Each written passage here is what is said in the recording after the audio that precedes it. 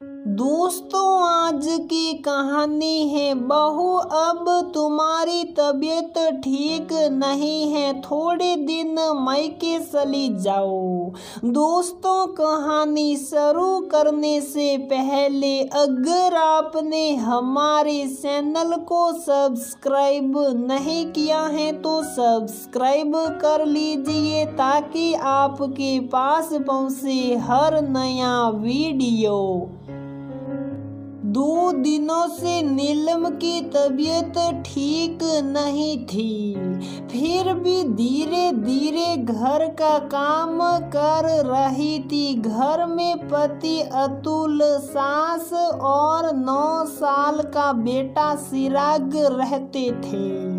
2 दिनों से काम वाली भी नहीं आ रही थी। सास को घर का काम करना पसंद नहीं था। वह दिन भर टीवी देखना और कुछ धार्मिक पुस्तकें पढ़ना उन्हें पसंद था। अतुल स्वभाव से कुछ तेज और हमेशा छोटी छोटी बातों में गुस्सा करने वाला था।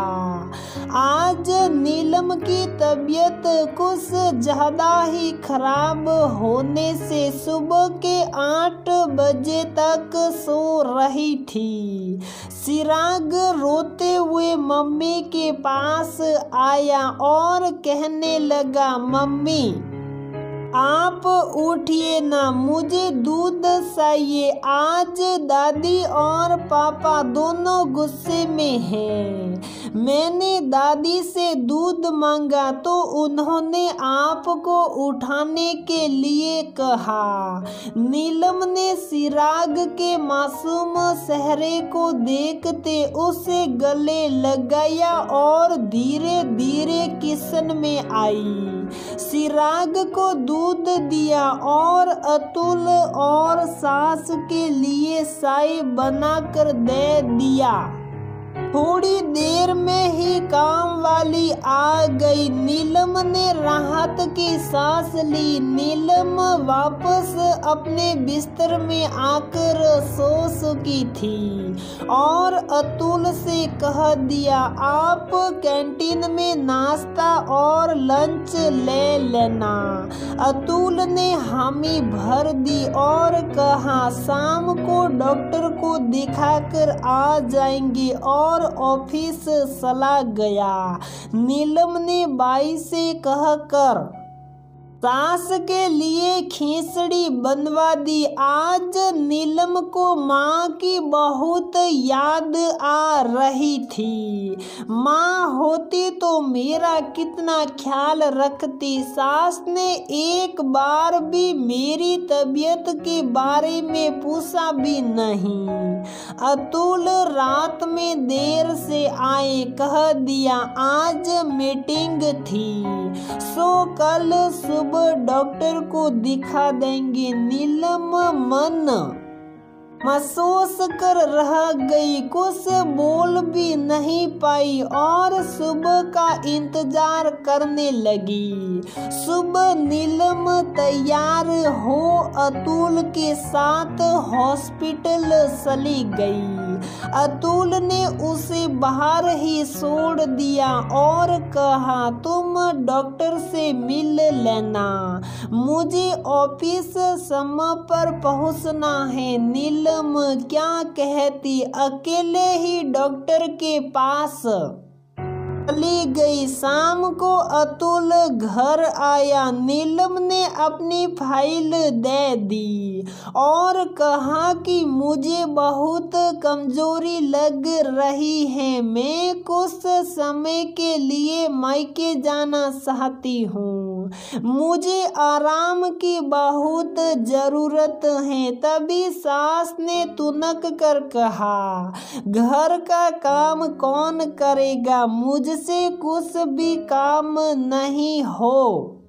पाएगा। नीलम ने कहा, ये तो मेरी माँ के संस्कार थे, इसलिए आज तक मैं चुप थी। काश थोड़े काम लड़कों को भी सिखा दिए जाते तो शायद मुझे मायके जाने की जरूरत ही नहीं होती। आज चिराग दूध के लिए रो रहा था। मैं बीमार पड़ी थी, मेरी खबर तक नहीं ली, बल्कि आप लोगों ने उसे रोता छोड़ दिया। क्या चिराग आपका बेटा या आपका पोता नहीं? क्या घर की सारी जिम्मेदारी मेरी है? क्या आज मुझे रोना नहीं आएगा कि मुझे बीमार होने तक का हक नहीं? नीलम अतुल को ही देख रही थी, बहुत कुछ कहना चाह रही थी। अतुल सोच में पड़ गया। कितने सालों से नीलम बिना कुछ कहा माँ को संभाल रही थी। अतुल माँ के स्वभाव को जानता था, पर कभी भी माँ को तकलीफ देना नहीं चाह रहा था, इसलिए आज तक वह भी चुप था और सारा गुस्सा हमेशा नीलम पर उतार देता था। अतुल नीलम के बिना भी नहीं रह सकता था, पर उसकी तबीयत देखते हुए उसने उसे मायके जाने की अनुमति दे दी और स्वयं ही उसे ले जाने के लिए तैयार हो गया। नीलम 1 महीने आराम से मायके में रही। उसकी तबीयत पूरी तरह से ठीक हो चुकी थी। अतुल उसे लेने आ चुका था।